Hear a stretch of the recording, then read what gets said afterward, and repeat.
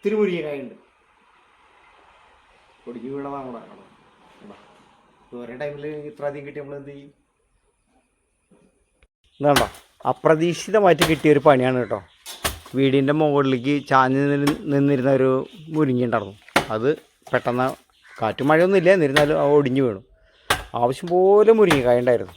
കണ്ടോ, നമ്മൾ എത്ര വെച്ചാലും കഴിയാത്ത അത്ര മുരിങ്ങക്കായ ഉണ്ട്. അപ്പോൾ നമുക്ക് എന്തെങ്കിലും ചെയ്യണം. കുറേ സൂപ്പ് ഉണ്ടാക്കാം, കറി ഉണ്ടാക്കാം. പക്ഷേ മുരിങ്ങക്കായ നല്ലതാണെങ്കിൽ അധികം കഴിക്കാൻ പറ്റില്ല. അപ്പോൾ ഋഷികേശ് ഇതേ വെട്ടറിനിട്ട് ഇതാ കണ്ടോ, നമുക്ക് ഇത്ര കിട്ടിയിട്ടുണ്ട് മുരിങ്ങക്കായ. ഇനിയും പറക്കാനുണ്ട്. അപ്പോൾ അവനെ വെട്ടി ഒന്ന് ഒതുക്കണം. അതൊരു വലിയൊരു പണിയാണ്. ഇപ്പോൾ ഒഴിഞ്ഞ സ്ഥലത്തേക്കാണ് വീണത്, പെരയുടെ മുകളിലേക്ക് വീണ.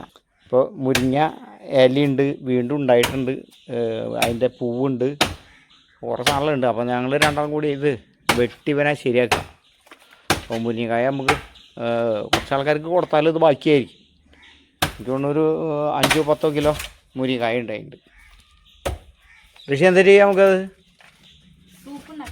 സൂപ്പ് ഉണ്ടാക്കി പിന്നെ ഇതിന് അവിയൽ അവന് ഇഷ്ടമല്ല. അവിയലുണ്ടാക്കാം, അടിപൊളിയായിട്ട് പല കാര്യങ്ങൾക്കും ഉപയോഗിക്കാം. പക്ഷേ സൂപ്പൊക്കെ ഉണ്ടാക്കിയിട്ടുണ്ടെങ്കിൽ ഇവൻ കുടിച്ചോളൂ, ബാക്കിയൊന്നും ഇവൻ കുടിക്കില്ല. വെട്ടി ചെറിയ ചെറിയ പീസുകളാക്കാം. മരം വലുതാണ് കേട്ടോ. അപ്പോൾ നമ്മൾ ഷീറ്റുമ്പിളിക്ക് വീണ, ഈ ഷീറ്റുമ്പിളിക്കാൻ വീണ ഇതാണ് അതിൻ്റെ കട.